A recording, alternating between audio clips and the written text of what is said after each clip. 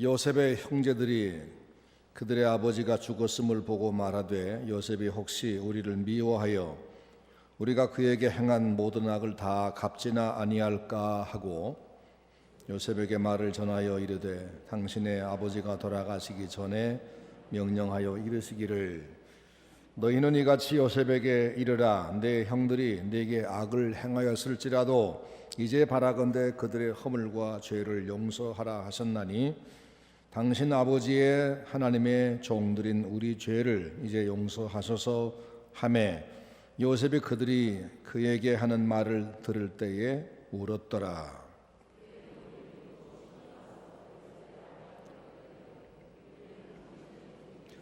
요셉이 그들에게 이르되 두려워하지 마소서 내가 하나님을 대신하리이까 당신들은 나를 해하려 하였으나 하나님은 그것을 선으로 바꾸사 오늘과 같이 많은 백성의 생명을 구원하게 하시려 하셨나니 당신들은 두려워하지 마소서 내가 당신들과 당신들의 자녀를 기르리이다 하고 그들을 간곡한 말로 위로하였더라. 요셉이 그의 아버지의 가족과 함께 애굽에 거주하여 110세를 살며 에브라임의 자손 3대를 보았으며 므낫세의 아들 마길의 아들들도 요셉의 수라에서 양육되었더라. 요셉이 그의 형제들에게 이르되 나는 죽을 것이나 하나님이 당신들을 돌보시고 당신들을 이 땅에서 인도하여 내사 아브라함과 이삭과 야곱에게 맹세하신 땅에 이르게 하시리라 하고 요셉이 또 이스라엘 자손에게 맹세시켜 이르기를 하나님이 반드시 당신들을 돌보시리니 당신들은 여기서 내 해골을 메고 올라가겠다 하라 하였더라. 요셉이 110세의 죽음에 그들이 그의 몸에 향재료를 넣고 애굽에서 입관하였더라. 아멘. 주일 오후 시간 통해서 아브라함, 이삭, 야곱, 요셉 이 사인 구약의 족장이라 일컫는 분들의 신앙과 삶을 우리가 반추해 보았습니다. 오늘은 요셉이 죽는 장면을 통해서 마지막 시간 32번째 시간인데 이 대단원의 막을 내릴 생각입니다. 요셉이란 사람의 총평을 한번 해보겠습니다. 창세기 50장 1절로 14절까지 앞부분에 보면은 요셉의 아버지인 야곱의 장례식에 관해서 말씀하고 있습니다. 그리고 15절에서 26절까지는 요셉의 죽음에 관해서 말씀합니다. 이 요셉의 최후의 모습을 통해서 요셉이 과연 어떤 사람이었는가, 그리고 그는 어떤 흔적을 남겼는가를 정리해 보겠습니다. 요셉이란 사람은 대체 누구냐? 이게 이제 오늘 우리 생각할 바입니다. 첫째는 요셉은 믿음의 사람이었다. 믿음의 사람이었다. 히브리 11장 22절에 믿음으로 요셉은 믿음의 선진들 쭉 열거하는 가운데 믿음으로 요셉은 임종시에 이스라엘 자손들의 떠날 것을 말하고 라고 기록했습니다. 임종의 시간은 한 인생의 결산 시간입니다. 사람에게 시작도 중요하지만 끝은 더 중요한데 요셉은 그 인생의 마지막 순간에 그의 믿음을 선명히 드러낸 사람입니다. 요셉은 어렸을 때에도 믿었고 젊었을 때에도 믿었고 또 장년기에도 믿었고 죽음 앞에서도 믿었습니다. 그는 팔레스틴 땅에서 살 때도 믿었고 애굽에서도 믿었습니다. 고향에서도 믿었고 외국에 나와 살 때도 믿었습니다. 양치던 들판에서도 믿었고 또 하나님의 사람으로 믿음으로 살았습니다. 궁중에 살 때도 하나님 사람으로 살았습니다. 역경중에도 믿었고 홀로 있을 때도 믿었습니다. 그는 평생을 통해서 하나님을 믿었고 그리고 마지막에도 믿음으로 생을 마감했다. 그는 믿음의 사람이었다. 우리의 모습은 과연 이 요셉과 얼마나 닮았을까? 우리 중에는 어떤 사람은 어려서는 잘 믿다가 장성해서는 신앙 버리는 사람이 많습니다. 고향에서는 믿다가 외지에 나오면 신앙 버리는 사람이 많습니다. 고독할 때는 믿다가 또 친구가 많이 생기면 그만 예수님 멀어지는 사람도 많습니다. 총각 시절, 처녀 시절에 믿다가 결혼하고 군대에 다녀온다면은 믿는 사람이 적어집니다. 어려울 때 믿다가 출세하니까 신앙 버린 사람은 더 많습니다. 가난할 때 믿다가 손에 돈을 주니까 신앙 버린 사람 많습니다. 근데 요셉은 언제나 한결같았다 하는 겁니다. 언제나 똑같았다. 그는 믿음으로 평생을 살고 믿음으로 죽었다. 여러분 어떻습니까? 어떻게 살기 원하십니까? 믿음으로 살다가 믿음으로 죽는 하나님 사람 되시기를 바랍니다. 생애의 마지막 순간에 주님을 이야기하고 주님을 찬송하다가 주님께 자신을 부탁하고 주님께 그렇게 돌아가시기를 주의 이름으로 축원합니다. 그렇게 되기를 기도하시기 바랍니다. 그리고 마지막 순간 내만 여행수로 그렇게 되기를 바라는 것이 아니라 오늘 하루하루를 매일매일 주님과 동행하는 그런 신앙을 유지하다가 그렇게 마지막을 마무리해야 그게 믿음으로 사는 겁니다. 하나님 앞에서 요셉처럼 믿음으로 사는 여러분 되기를 주의 이름으로 축원합니다. 둘째로 요셉은 용서의 사람이었다. 용서의 사람이었다는 겁니다. 아버지가 죽자, 아버지가 누구지요? 야곱이죠. 야곱이 죽자 오늘 15절 말씀 보니까 요셉의 형들이 다 몰려왔습니다. 와서 하는 말이 우리를 좀 제발 용서해달라 하고 지금 싹싹 빌고 있습니다. 우리는 앞에서 이미 요셉의 형들을 처음 만날 때 과거를 다 용서하는 모습을 보았습니다. 그런데 아버지가 죽으니까 형들이 또 달려와서 용서를 다시 구하고 있습니다. 이상합니다. 뭐가 좀 이상하죠? 읽어보겠습니다. 요셉의 형제들이 그의 아버지가 죽었음을 보고 말하되 요셉이 혹시 우리를 미워하여 우리가 그에게 행한 모든 악을 다 갚지나 아니할까 하고 요셉에게 말을 전하여 이르되 당신의 아버지가 돌아가시기 전에 명령하여 이르시기를 너희는 이같이 요셉에게 이르라 내 형들이 내게 악을 행하였을지라도 이제 바라건대 그들의 허물과 죄를 용서하라 하셨나니 당신 아버지의 하나님의 종들인 우리 죄를 이제 용서하소서 이렇게 말합니다. 요셉이 그 말 들을 때 울었다라고도 써 있습니다. 이들이 왜 이제 와서 다시 용서를 구하느냐? 왜 이들이 다시 지금 벌벌 떨면서 요셉이 과거에 나를 용서한다고 하긴 했지만 그게 진심은 아닐 거야. 아버지가 돌아가시기만 바라고 있었을 거야. 아버지만 없으면 우리에게 보복하려고 지금 준비를 해놓고 있을 거야. 그러니까 우린 이제 죽었어. 빨리 요셉에게 용서를 다시 빌자. 이렇게 했단 얘기죠. 그러면 그들은 그동안 요셉이 용서했다는 말을 그대로 받아들이지 않았다는 얘기입니다. 설마 요셉이 우리를 용서할 리가 없지. 우리가 얼마나 못되게 굴었는데, 우리가 자기 목숨을 노렸는데, 자기를 팔아먹어서 노예가 되게 했는데 그렇게 가볍게 용서할 리가 없지.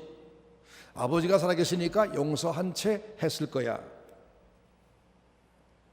그러면 그동안 살면서 얼마나 불안했겠습니까?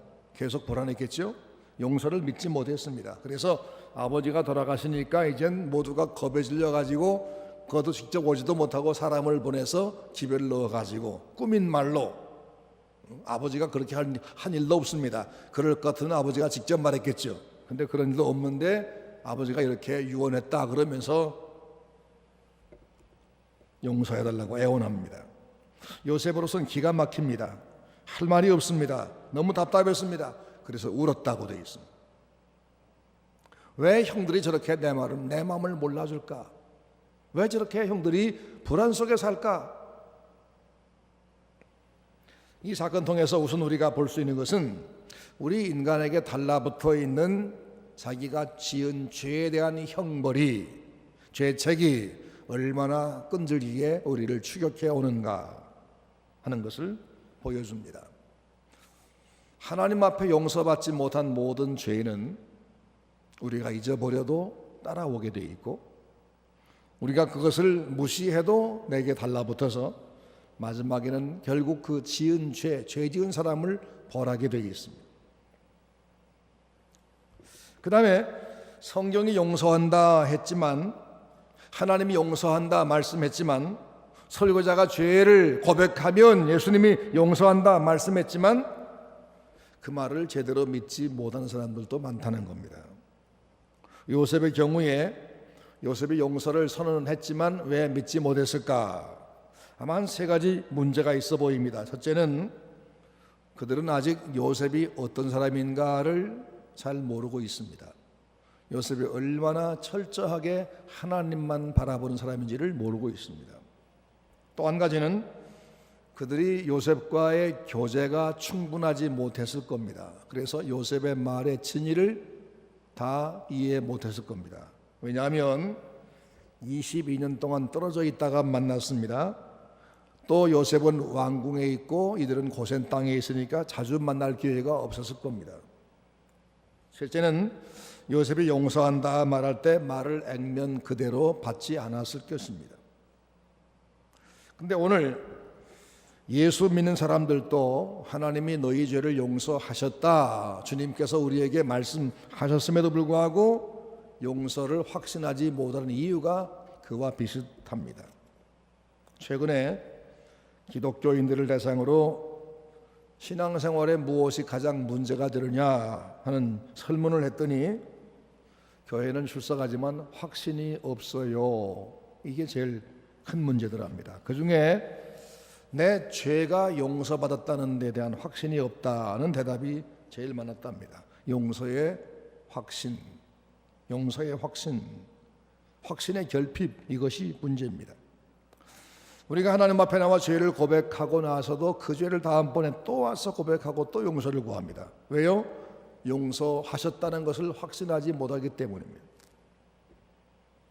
어떤 아들이 아버지한테 와서 이렇게 말합니다. 아버지, 제가 아버지 주머니에서 돈 10,000원 빼가지고 그것으로 군것질했어요. 용서해 주세요. 다시는 그렇게 안 할게요. 아버지가 그러냐? 네가 솔직하게 고백하니까 내가 용서해 주지. 다시는 그러지 마. 내가 다 잊어버릴게. 그랬어요.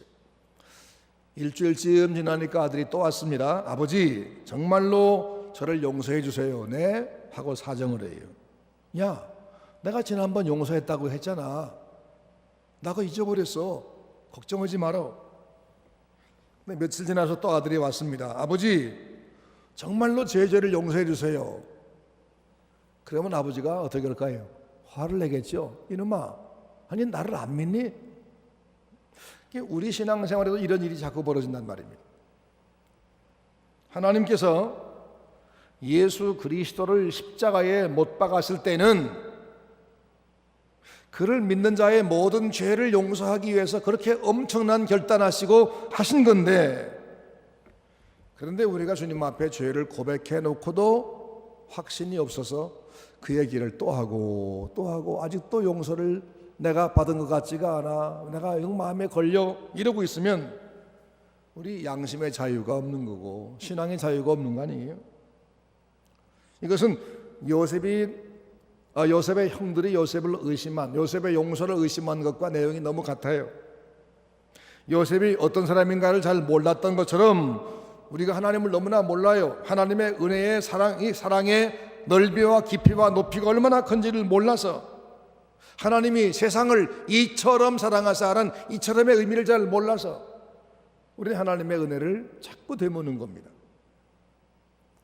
또 우리가 하나님과의 긴밀한 교제가 없어서, 요셉과 형들과의 관계가 멀어서 진리를 잘 이해 못했듯이 하나님과 우리와의 관계가 주일마다 교회에 오는 것 같긴 한데 남들 뒤에 앉아서 어깨 너머로 저 앞에 하나님이 계신가 보다, 이런 예배, 이런 관계를 유지하면 그분의 진리를 이해 못하는 거라고 말입니다. 성경이 우리에게 뭐라고 말씀하죠? 하나님이 우리의 죄를 완전히 용서했다라고 말씀해요. 우리가 로마서 5장 말씀 보니까 우리가 하나님 앞에 아주 가치 없는 존재였을 때에, 그리고 우리가 형편없는 죄인일 때, 심지어 우리가 하나님의 원수짓만 하고 있을 그때에 하나님께서 그 아들을 우리에게 보내서 희생하심으로써 우리를 향한 아버지 하나님의 사랑을 확증하셨다라고 되어 있습니다. 확증하셨다. 그리고 우리가 죄를 깨닫고 그것을 슬퍼하면서 그걸 끊어버리고 용서를 빌 때 하나님 어떻게 처분하시느냐? 동이 서에서 먼 것 같이. 동과 서는 완전 반대쪽이죠. 영영 만날 수 없는 거리죠. 동이 서에서 먼 것 같이 우리 죄과를 우리에게서 멀리 옮기셨으며 라고 했고, 또 시편 이사야 43장 말씀 보니까 곧 나는 너희 허물을 도말하는 자니, 도말이란 말은 아주 없애버린단 말입니다. 도말하는 자니 내 죄를 기억하지 아니하리라 라고 하셨단 말입니다. 하나님은 이미 용서하셨고 다 잊어버렸다. 그래서 너와 내 죄 사이를 완전히 갈라놓았다는 거예요. 근데 우리는 그 말씀을 확신하지 못해서 어려움 당하면 아이고 하나님이 내 죄에 대해서 벌 주시는 거 아닌가 하고 또 두려운단 말이에요.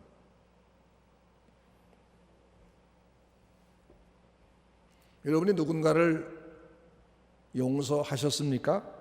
그 용서를 했다는 증거가 뭐죠? 그것은 그걸 잊어버리는 겁니다. 용서한 것은 잊어버려집니다. 근데 용서 안 하면 못 잊습니다. 두고 보자 그러면. 요셉은 형들의 죄를 이미 잊었습니다. 그런데 형들은 그 말을 믿지 못하고 잊지 못하고 있습니다.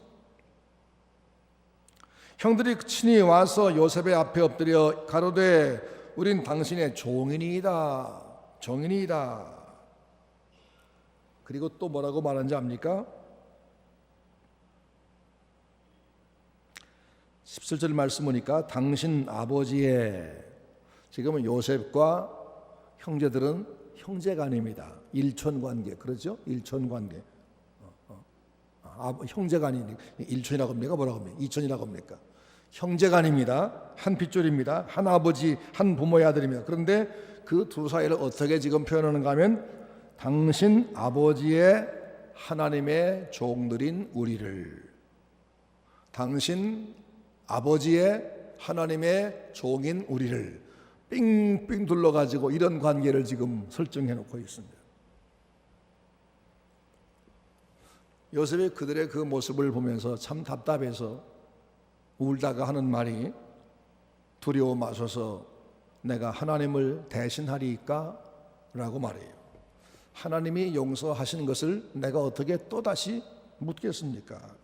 하나님을 대신하겠다 하느냐는 말이 무슨 말이냐면, 첫째는 복수하고 원수 갚고 하는 것은 하나님의 일인데 내가 그런 일을 하겠느냐 그 말입니다. 모든 일에 대한 완벽한 판정은 하나님만 하시고 하나님만 최후의 벌 줄 수 있는 분인데, 그분은 사람의 동기까지 다 파악하시고 그리고 결론 내는 그런 분인데 내가 하나님이가 한데 당신들이 한 거에 대해서 벌을 주겠습니까? 그 말이고, 또 한 가지는 당신들이 나를 판 것은 하나님의 섭리였습니다 라고 진작에 말했었잖아요. 그러죠? 지금까지 내게 이루어진 모든 일이 하나님에 의해서 이루어진 거였습니다. 그러니까 형들은 나를 미워해서 판 건 맞지만 하나님은 그 악을 선으로 바꾸셔서 도리어 당신들을 살리라고 나를 여기 와서 출세하게 만들어 주었습니다. 그런데 내가 당신들에게 그걸 갚아서 벌을 주어버리면 이 모든 걸 내가 다시 무시하는 거 아닙니까? 나는 그런 일을 못합니다 그 말. 20절 말씀 보시면 당신들은 나를 해하려 했으나 하나님은 그것을 선으로 바꾸사 오늘같이 만민의 생명을 구원하게 하려 하셨나니. 악을 선으로 바꾸시는 하나님, 당신을 사랑한 자에게는 모든 것을 다 이렇게 잘못된 것까지도 잘 되도록 바꿔놓는 하나님, 이것을 신약 성경이 정확히 표현한 바가 있는데 로마서 8장 28절이죠. 하나님을 사랑하는 자 곧 그 뜻대로 부르심을 입은 자들에게는 모든 것이 합력하여 선을 이루느니라. 우리 삶 속에 일어나고 있는 어떤 고통스러운 사건이 있다 할지라도 그것이 하나님의 뜻을 떠나서 전개되는 것은 없습니다. 고통 속에도 하나님의 섭리가 있습니다. 요셉은 지금 그것을 말하는 겁니다. 하나님이 이렇게 섭리해서 악을 선으로 바꿔 주었는데 내가 또 그걸 악으로 바꾸겠느냐? 말도 안 된다. 나는 그걸 못한다 그 말입니다. 그래서 형들의 죄를 분명히 기억은 했지만 이미 다 이제 용서했고, 그리고 내가 당신에게 다시 죄를 물을 수 없다고 분명히 말하는 겁니다. 여러분, 우리 성도의 삶에는 우연이라는 것이 없다는 것을 믿으십니까? 우연이라는 것은 없습니다. 참새 한 마리도 하나님이 허락하지 아니하시면 땅에 떨어지지 않는다, 이 말씀을 믿으십니까? 내 머리카락도 하나님이 이미 다 세셨다, 이 사실을 믿으십니까?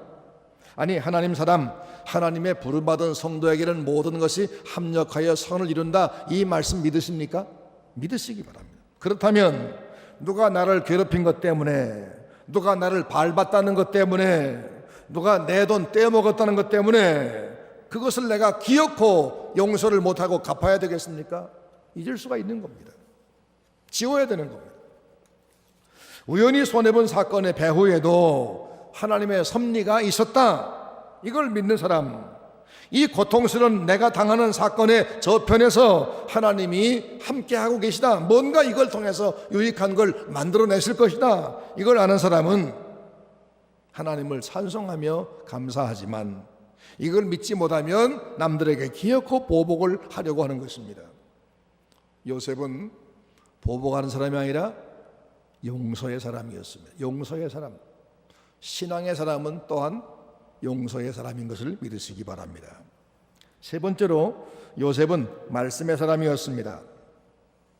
50장 24절 말씀을 보면은 24절, 요셉이 그의 형제들에게 이르되 나는 죽을 것이나 하나님이 당신들을 돌보시고 당신들을 이 땅에서 인도하여 내사 아브라함과 이삭과 야곱에게 맹세하신 땅에 이르게 하시리라 하고, 이 말은 뭐죠?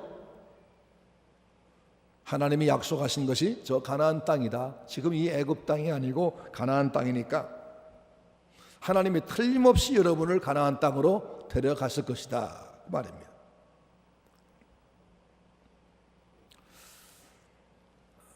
그러면서 25절 말씀, 요셉이 또 이스라엘 자손에게 맹세시키기를 하나님이 반드시 당신들을 돌보시리니 당신들은 여기서 내 해골을 메고 올라가겠다, 약속해달라라고 말합니다. 하나님이 당신들을 애굽 땅에서 건져내서 저 가나안 땅으로 가게 할 텐데 그때는 반드시 내 해골도 메고 가겠다고 약속을 해라. 근데 이런 소망을 요셉이 왜 가지는 거죠? 하나님의 말씀을 믿기 때문이었습니다. 요셉은 하나님이 이스라엘 백성을 애굽에서 번성케 하는 이유가 뭔지를 알았어요.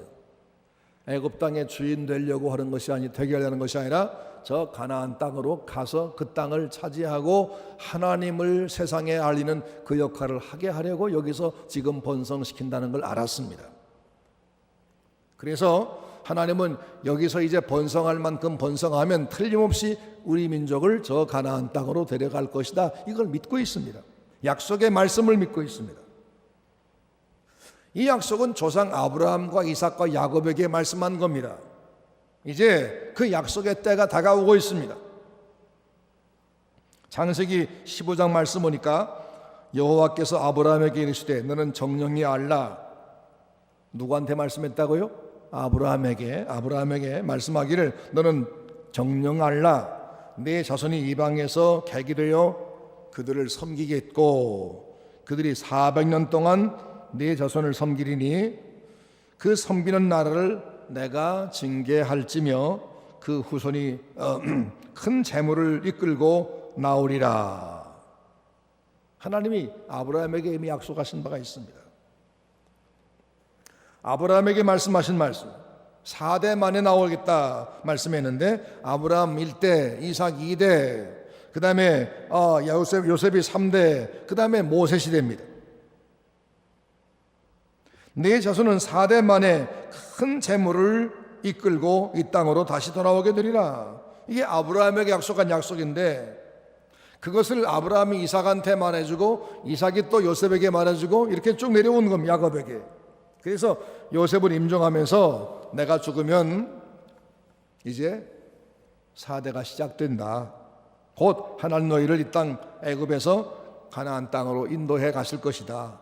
그때는 꼭 내 해골도 여기 남겨놓지 말고 메고 간다고 약속해라고. 마지막까지 죽음의 순간에 하나님의 약속을 지금 붙들고 있는 겁니다. 요셉은 애굽에 와서 출세했습니다. 큰 명예 얻었습니다. 애굽 사람에게 지금 막 추앙을 받는 상황입니다. 거기서 오래 살아도 눌러 살아도 지금 상황 같아 보이면 괄세를 받을 것 같지가 않습니다. 그러니까 너희들 여기서 계속해 눌러 집안 잘 닦았으니까, 내가 닦아놓았으니까 여기서 살아라 이렇게 말하지 않고,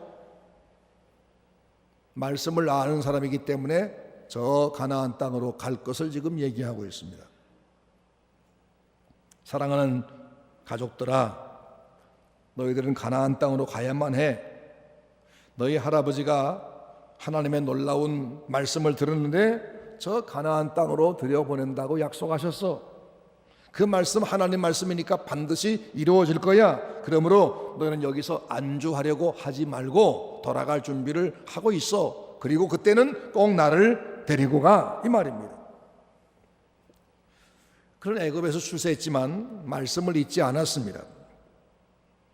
그는 물질을 모았지만 물질보다 하나님이 귀했습니다. 그는 권세 누리고 있었지만 권세보다 인간적 어떤 특권보다 하나님과의 교제를, 하나님의 말씀을 더 중시했습니다.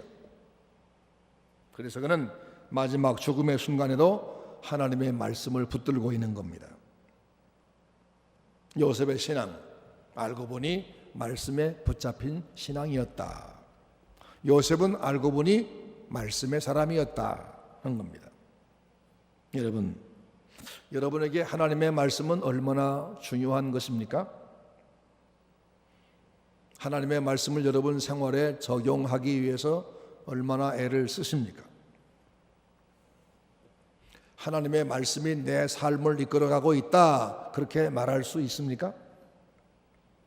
하나님의 말씀이 내게는 가장 소중한 재산이다. 시편 말씀 보니까 내 소유는 이것이니 곧 주의 말씀을 지킨 것이니이다 그랬지요. 세상에서 별걸 다 명예, 권세, 재물 다 가져도 그것은 이 땅에서 잠깐인 것뿐이고, 내가 하나님 앞에 갈 때까지 거기 가서도 내게 재산 되는 것은 이 땅에서 말씀을 지킨 것뿐이라는 겁니다. 요셉은 말씀의 사람이었습니다. 여러분도 말씀의 사람이 되시기를 바랍니다. 넷째로 요셉은 증거의 사람이었습니다. 요셉의 유언 장면 25절 이미 읽었습니다. 그 내용이 뭐지요? 하나님이 우리를 가나안 땅으로 데려갈 테니까 그때 나도 데리고 가다오. 이 구절을 묵상하던 아더 핑크라는 성경 주석자가 이렇게 말을 했습니다. 요셉의 운구 행렬은 애굽의 모든 사람에게 요셉의 인생의 꿈과 소망과 가치관은 하나님의 땅에 있었다는 사실을 보여주는 하나의 증거였다 그랬습니다. 요셉의 운구 행렬은 그가 평생에 걸쳐 모셨던 하나님을 애굽 사람들에게 증거하는 그런 기회였습니다. 요셉은 언제나 하나님을 드러내는 생활을 했습니다. 그가 왕의 꿈을 해석하려고 왕 앞에 섰을 때도 뭐라 했습니까? 내가 아는 게 아니고 우리 하나님이 알려주시리다. 자기에게 주어진 모든 기회를 다 동원해서 하나님을 드러내는 생활을 평생 했습니다.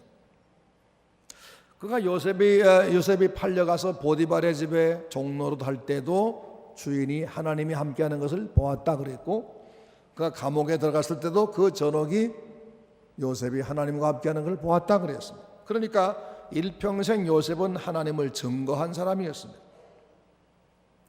우리는 하나님을 증거하며 샀습니까?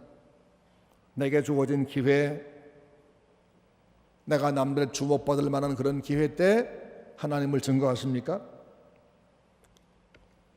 2002년도 월드컵 열렸을 때 전 세계 이목이 한국에 집중됐습니다. 그때 한국이 몇 등 했죠? 생각지 않게 4등을 했어요. 근데 그때 몇몇 선수는 골을 넣으면은 골을 넣고는 흐른 그 그라운드에 무릎 꿇고 기도하는 모습을 보여주곤 했습니다. 브라질이 그해 우승을 했습니다. 우승을 했는데 그 우승하고 나서 우승컵을 딱 받아들더니 그 다음에 이 티셔츠를, 이 유니폼을 이렇게 걷어올리더라고. 이렇게 걷어올리니까 속에 글씨가 나오는데, 또 하나의 옷이 있고 글씨가 나오는데 We belong to Jesus. 우린 예수에게 속했다. 그런 글자가 나오더라고. 그들 나름대로 예수님을 증거하는 겁니다. 근데 우리는 어떻습니까? 예수님을 증거할 시간에 주님을 증거하지 않고 자기 피 아래 몰두합니다. 주님 말씀했습니다. 누구든지 사람 앞에서 나를 시인하면 나도 하늘에 계신 내 아버지 앞에서 저를 시인할 것이요. 누구든지 사람 앞에서 나를 부인하면 나도 하나님 아버지 앞에서 너를 부인하리라. 참된 신앙은 당연히 입술에 증언을 동반합니다. 만일 누가 입술로 하나님을 증거하면서도, 말은 증거하면서도 그 마음속에 하나님이 없다면 그는 위선을 한 거지요. 하지만 반대로 마음속에 하나님을 믿는 신앙이 있는데 입술로 증거할 기회를 얻었으나 증거하지 않으면 그 침묵은 비겁한 침묵입니다. 저 옛날에 로마의 박해시대에 콜로세움이라는 원형 경기장에서 자기 몸이 맹수의 밥이 되어서 찢겨 죽으면서도 나 예수는 로마 황제가 아니라 오직 예수 그리스도뿐이라고 했던 그 성도들, 그들은 끝까지 주님을 증거하다가 순교했습니다. 근데 오늘 우리의 모습은 어떤지, 주님을 증거하는 것을 부끄러워하고 있지는 않은지. 요셉은 평생을 걸쳐서 하나님을 증거했습니다. 그러다가 마지막 죽는 순간도 하나님을 증거하고 죽습니다. 그리고 그 시체를 메고 가라 하는 그 유언통에서 마지막 유해를 가지고도 하나님을 증거합니다. 하나님의 약속은 이런 것이었다. 다섯 번째로, 요셉은 꿈의 사람이었습니다. 요셉은 어릴 때부터 꿈쟁이였죠. 많은 꿈을 꾸었습니다. 하지만 시시한 꿈, 야망의 꿈, 그런 것이 아니라 그의 미래에 관련해서 하나님 주신 계시의 꿈이었습니다. 그리고 그것을 그는 자기의 비전을 삼았습니다. 하나님의 약속을, 하나님의 계시를 자기의 꿈을 삼았습니다. 요셉이 그토록 많은 어려움을 겪었으면서, 그렇게 많은 절망을 겪었으면서 한 번도 꺾이지 않고, 한 번도 원망하지 않고, 한 번도 주변 사람들을 비난하지 않고 오히려 평안과 담대함을 계속 유지했던 것은 무엇 때문일까? 하나님이 주신 꿈 때문이었을 겁니다. 꿈을 갖고 사는 사람은 미래를 말합니다. 꿈을 잃어버린 사람은 과거를 말합니다. 내가 왕년에 이런 사람이었어 라고 말하는 것은 현재의 삶이 별 볼 일 없다는 뜻이고 미래도 별 볼 일 없다, 그런 뜻이죠. 왕년에 환상에 잡힌 사람은 꿈이 없다는 증거입니다. 그러나 하나님의 사람은 나이가 아무리 많이 들어도, 몸이 아무리 약해져도 과거에 잡혀서만 살지 않습니다. 미래를 바라보고 삽니다. 요셉을 애굽의 노예 생활에서 견디게 한 힘은 바로 그 꿈, 하나님의 말씀에 의한 꿈이었습니다. 근데 대개 사람들은 마지막 죽을 때 지난 날을 돌아보면서 여보 그동안 너무 고생 많았어, 미안하오, 나 먼저 가요, 잠깐 뒤에 봅시다 라고 하든지 과거를 돌아보는 게 대부분입니다. 근데 요셉은 죽음을 맞아서도 꿈을 말합니다. 앞으로 너희를 여기서 이끌어 가나안 땅으로 데려가시리니, 이게 뭐예요? 꿈이지요. 약속의 말씀을 붙들고 꾸는 꿈이다. 그때 내 해골도 반드시 메어가겠다고 약속을 해다오. 미래를 말하는 겁니다. 그는 젊어서만 꿈을 가진 것이 아니라 지금 죽음에서도, 죽음 앞에도 꿈을 버리지 않고 있습니다. 창세기 50장의 말씀 마지막에 이렇게 써 있죠. 26절, 요셉이 110세의 죽음에 그들이 그의 몸에 향 재료를 넣고 애굽에서 입관하였더라. 근데 요셉을 연구한 사람이 한 절을 더 써 넣자고 한다면, 만약 저에게 한 절을 더 써 넣어라 라고 말한다면 이렇게 쓰겠습니다. 그러나 요셉의 꿈까지는 그 관에 넣어 닫을 수가 없었더라. 그러죠? 예. 요셉이 110세의 죽음에 그들이 그의 몸에 향 재료를 넣고 애굽에서 입관을 했는데 그의 시신만 입관했을 뿐이지 그의 꿈까지는 거기 닫아 넣을 수가 없었다. 그런 말이에요. 요셉의 꿈, 자기 사랑하는 가족들이 하나님의 약속에 의지해서 하나님의 약속 따라서 가나안 땅으로 가는 꿈, 그때 자기 해골도 함께 가는 꿈, 그들이 거기 가서 자유와 번영 누리며 온 세계 여호와를 증거하는 그날을 바라보는 그 꿈, 이걸 그 꿈 꾸면서 마지막 죽음을 죽었다는 겁니다. 요엘 선지자는 성령의 감동에서 일찍이 이런 예언을 했습니다. 그 후에 내가 내 신을 만민에게 부어주리니 너희 자녀들은 장래 일을 말할 것이며 너희 늙은이는 꿈을 꾸며 너희 젊은이는 이상을 볼 것이며. 성령에 충만한 사람은 성령의 주신 꿈을 가지고 세상을 산다.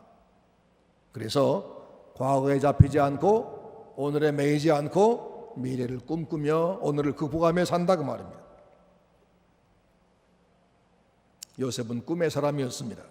여러분의 꿈은 무엇인가요? 하나님께서 여러분 마음속에 어떤 꿈을 지금 주셨습니까? 꿈을 꾸시기 바랍니다. 하나님이 여러분 마음에 주신 아름다운 관심과 소원을 키우시기 바랍니다. 서문교회의 아름다운 미래에 관한 꿈도 꾸시기 바랍니다. 여러분 자녀와 여러분 후대가 이 교회 통해서 얼마나 아름다운 일을 할 것인가를 바라보시기 바랍니다. 꿈이 있는 사람은 누구도 주저앉을 수가 없습니다. 싱싱한 꿈을 가진 사람은 그 날개를 누가 꺾지를 못합니다. 오히려 그 꿈을 주신 하나님이 그의 길을 강력하게 인도하시는 겁니다. 그래서 그 꿈은 이루어집니다. 요셉처럼 꿈의 사람이 되시기 바랍니다. 나이가 많은 것 탓하지 않고. 요셉은 죽음 앞에도 꿈을 꾸었습니다. 여러분 연세가 많습니까? 관계없습니다. 하나님이 우리에게 주신 약속은 20년 30년 뒤에 끝나는 것으로 것이 아닙니다. 우리에게 영원한 미래가 있습니다. 그 미래를, 그리고 우리 교회의 장래를 꿈꾸면서 그렇게 아름답게 싱싱하게 신앙생활을 하시기를 바랍니다.